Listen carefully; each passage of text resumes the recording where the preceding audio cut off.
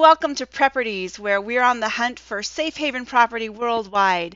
I'm your host, Diane Cohn, and with me today is Fernando Aguirre, better known across the internet as FerFAL, and he is the author of Surviving the Economic Collapse. Welcome, Fernando.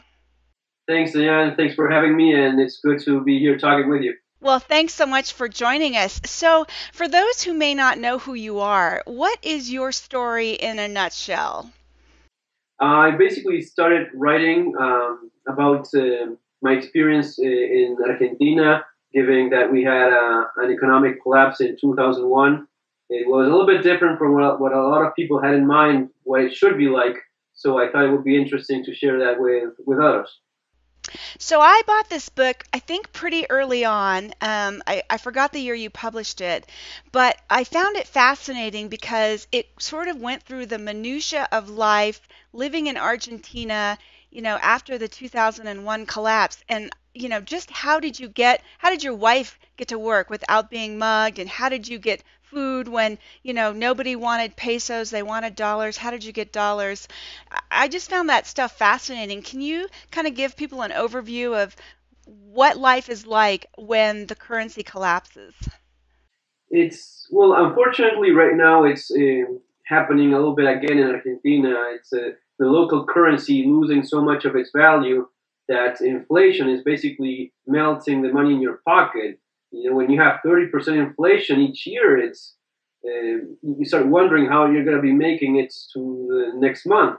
So it was very stressful because at the same time the streets were very dangerous. So you have to be careful about crime. You have to be careful about making a living as well. So, I remember you had some interesting ideas about what is a safe type of property in that kind of scenario. Most people think, hey, head for the hills, have a survival retreat out in the rural area far away from everything. But you seem to think that being in a city or a small town was better. Can you talk about that? Why you think that? Yes, unfortunately or fortunately, I should say, a lot of people in developed nations don't have that much experience with this sort of thing. So they kind of try to guess what it would be like, and many times the assumptions aren't quite what they end up being. Any property that is more isolated, for example, is going to be more vulnerable to any sort of organized, better put together attack than if you have closer by neighbors. You're still potentially going to be a victim given high crime rates, but it's generally worse if you're isolated on your own and you cannot fend for yourself. So either having security by building in a condo, by living in a condo where with it's easier to keep secure, or being in gated communities with real good private security, which is expensive at a point.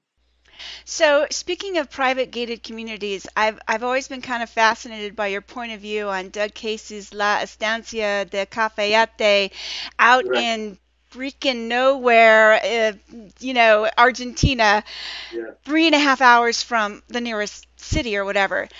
Right. You've said that to you that seems almost like a rich guy gringo target, that maybe it's not as safe as they would think. Can you tell us more about that? Just a couple weeks ago, actually, there was widespread anarchy in Argentina because the police went on strike in different provinces across the entire country, including Salta, and actually where many of the deaths occurred. Like I think like five looters killed, and God knows what else happened over there. It was actually in Tucumán, which is a province just below Salta, which is very close to where this property is being developed. So you're basically putting yourself in some of the poorest sectors of the country in a very unstable country. I don't think it's a good idea. Just my opinion on it. But if they had a sufficient amount of private security, it might Yeah, be all right. So, all yeah, right. At one point, I think you said that if you had to stay in South America, which you chose not to do, that you thought Chile and Uruguay would be okay right. places to stay. Do you still feel that way? And are there any other parts of South America that you think are reasonably safe? I like my country. I left because of everything that was going on, but I do love my country. I think that in southern in Patagonia, it's beautiful land over there. Well, same thing with Chile. The southern part of the continent is very beautiful. Yes, I think that if I had to stay in South America, I would probably go for Uruguay as as the best option. It seems to be the one that has the more stability, given that it's still South America. So you did decide to up and move your family to, I think it was Northern Ireland a while back. And that's an interesting choice because Northern Ireland has such a bad reputation for, Right. in the 80s, they're all, religious wars, basically. Um, so how did you end up deciding on that as your safe haven for your family, and how has that been working out? Well, I did quite a bit of research in studying very objectively the different facts. So, not fall for this tropical paradise that no one ever heard about, and this and that. Just keeping it to the facts. And the fact is that if you look at the numbers of crime, which is very low, the quality of education, which is excellent, medical care. If you look at all those cold facts, you realize that it's actually a pretty good choice. And Ireland in general is a pretty good place to be in, within Europe, right? So in Ireland, the fighting is over. Nothing to see Yeah, here. yeah, yes. I mean, it's as you see my back window over this. It's all. I mean, there's no bars or ratings. I mean, it's people leave their doors open. It's pretty much it. There's crime as in anywhere else, I suppose, but it's really nothing like what I'm compared to. I'm compared to a completely different type of life, which is nothing like this. So, in moving your entire family from your native country to an English speaking country halfway across the world or more, what were your biggest challenges and how did you overcome them? It was, in many ways, it was a great moment for us because we were going to a place in which we were enjoying many of the things we saw that had been taken away from us in a place like Argentina. Enjoying being safe, which is a huge deal, often taken for granted, and unfortunately, something that people don't really realize when sometimes they make these decisions of going to places that really aren't as safe as they think they are. The hardest thing for us was, of course, leaving behind our family. I mean, when you leave your country behind, it's always hard. That's the main thing So it seems like, a lot of people, the grass is always greener someplace on the else, other you side, know. right? Always. But one of the things that stops people from actually taking a chance and making the move is how are they going to make a living? And, Right. it seems to me like at least you were able to take your passion for, this whole topic of survival and weaponry and self-defense and maybe turn it into a business that you could take anywhere in the world. And I know, I think your wife was an attorney, and I'm kind of curious if she was able to also take her business and Right. make it portable. And how are you guys working out the how do we make a living part? Yeah, it's of course much easier when you are like work for yourself or you have your own you create your own living. My wife, no, with her degree in Argentina, that it just doesn't work that way. You just cannot work in somewhere else. But what I always recommend people is whatever it is that they are doing, try finding things in which they can become independent.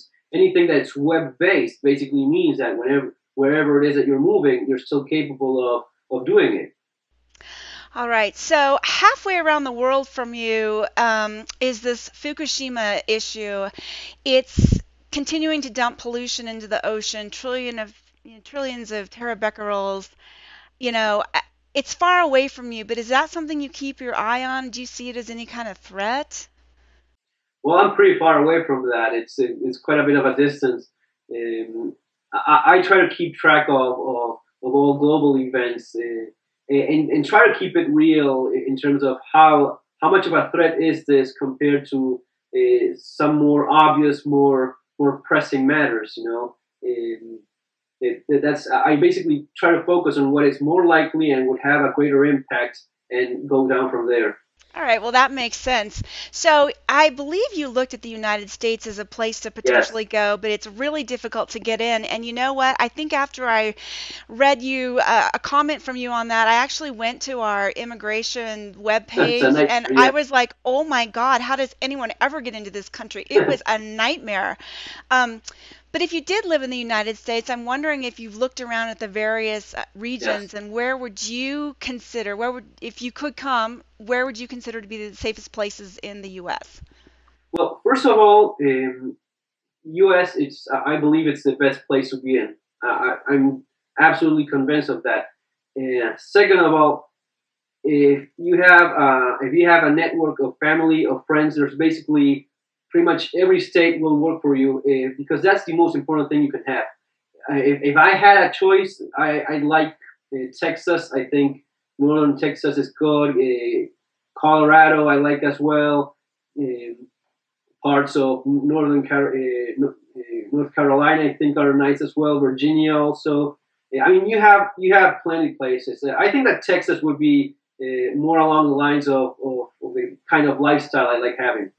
So you said that the United States you think is one of the best places in the world to Yes, be. yes. You were convinced. So why? What are, why do you think that? Because in spite of many of the problems that we all know that are there, it is still a place in which you enjoy the most freedoms. Whenever people talk about leaving U.S., looking for freedom in South America, I mean, I know South America very well. You cannot even buy a cell phone without an ID of, like you have, they're basically almost stamping a number across your forehead. It is really not the kind of freedom you think you have. The U.S. is definitely the most free nation in the world, in spite of everything that could be improved on. A while back, you mentioned safety and how we who live in safe places where you don't have to lock your door every day, although I do, for the record. Yes, of But course, yes. if I didn't, it wouldn't be the end of the world. Um, eh, you know, we take that for granted, and nobody wants to think about self-defense and Yeah. all of that stuff. But if what I found interesting about reading your book, as you described how the collapse sort of progressed, it became more and more important to have that option to defend yourself. So, for a newbie like myself, what would you recommend as sort of your basic get starter package for, self-defense, home defense? Well, first of all, very basic stuff like you were saying, closing your doors. It seems very obvious, but it's like 80% of the entry points during home invasions is the door that it's in many cases unlocked. They just walk in.